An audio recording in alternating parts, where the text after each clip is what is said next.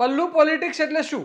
સીધી વાત છે, જ્યારે કોઈ નેતા રાજકારણમાં સત્તા હોવાના અભિમાનમાં ભાન ભૂલીને વાણી વિલાસ કરે ત્યારે સમગ્ર રાજ્યની અસ્મિતા લજવાય છે. અને આ મામલે હવે ગુજરાતમાં પણ આવી ઘટના બની છે, જ્યાં ભાજપના પ્રદેશ અધ્યક્ષ જગદીશ વિશ્વકર્માએ સ્થાનિક સ્વરાજ્યની ચૂંટણીમાં વિજય મેળવ્યા બાદ ભાષણમાં બનાસકાંઠાના સાંસદ ગેનીબેન ઠાકોરના સાડીના પાલવમાંથી બેઠકો છીનવી હોવાની વાત કરતા રાજ્યભરમાં હાહાકાર મચ્યો છે અને ચારે તરફ તેમના ભાષણની ટીકા થઈ રહી છે. ત્યારે કોંગ્રેસ નેતા રાહુલ ગાંધી પણ મેદાને આવ્યા છે. શું છે સમગ્ર મામલો? આવો વિગતે વાત કરીએ આ અહેવાલમાં. નમસ્કાર, હું ચિરાગ વર્ષાબેન. આપ જોઈ રહ્યા છો સ્વમાન. ગુજરાતમાં ચૂંટણી હમણાં જ પતી છે અને તેના પરિણામો ભાજપ તરફ રહ્યા. આ મામલે હવે ભાજપના પ્રદેશ પ્રમુખ જગદીશ વિશ્વકર્માએ ખુશીમાં એક ભાષણ આપ્યું. આ તેમની અધ્યક્ષ તરીકેની પ્રથમ ચૂંટણી હતી અને તેમની પરીક્ષા હતી. સાદું પ્રદર્શન કર્યા બાદ ભાજપના લોકોના મનમાં ચાલવા લાગ્યું કે ગુજરાતમાં કોઈના ના ચાલે, ફક્ત ભાજપનું જ ચાલે. બનાસકાંઠામાં પણ કોંગ્રેસના ગઢને તોડી પાડ્યો. ત્યારે જગદીશ વિશ્વકર્માએ ભાષણમાં કહ્યું કે બનાસકાંઠાના સાંસદના પાલોમાંથી બેઠકો ખેંચી લીધી.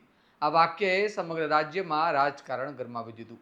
આ નિવેદન બાદ ચારે બાજુ ટીકા થવા લાગી. ઠાકોર સમાજ પણ મેદાને આવ્યો અને કોંગ્રેસના નેતાઓએ પણ વિરોધ કર્યો. ખુદ ગેનીબેન ઠાકોરે જગદીશ વિશ્વકર્માને ચેલેન્જ આપ્યું કે તમને આટલો બધો ઘમંડ હોય તો આવનારી વિધાનસભાની ચૂંટણી બનાસકાંઠામાંથી લડી બતાવો.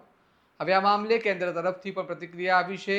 સંસદમાં વિરોધ પક્ષના નેતા અને કોંગ્રેસના દિગ્ગજ નેતા રાહુલ ગાંધીએ તેમના સોશિયલ મીડિયા પર પોસ્ટ કરતા કહ્યું કે ભાજપનું નારીવંદનનું મુખવટું ઉતરી ગયું છે. આ ભાજપની મનુવાદી અને મહિલા વિરોધી માનસિકતાનો અસલી ચહેરો છે. રાહુલ ગાંધીએ વધુમાં કહ્યું કે શું આ છે ભાજપનું નારીવંદન?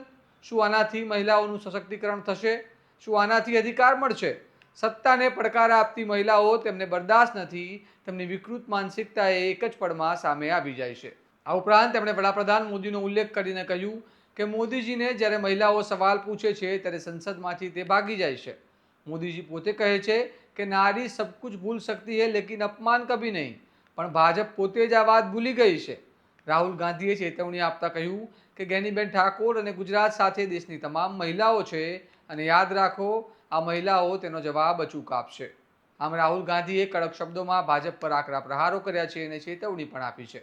દરમિયાન જગદીશ વિશ્વકર્માએ પોતાનો બચાવ કરતા કહ્યું છે કે તેમના શબ્દોને ખોટો અર્થ આપવામાં આવી રહ્યો છે અને આ નિવેદન રાજકીય સંદર્ભમાં હતું, વ્યક્તિગત રીતે નહીં.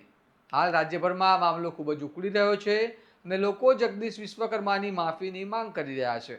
હવે જોવાનું રહ્યું કે આ મામલે આગળ શું થાય છે. જગદીશ વિશ્વકર્મા માફી માંગે છે કે નહીં? તમને શું લાગે છે? તે માફી માંગશે? અમને કમેન્ટમાં જણાવો.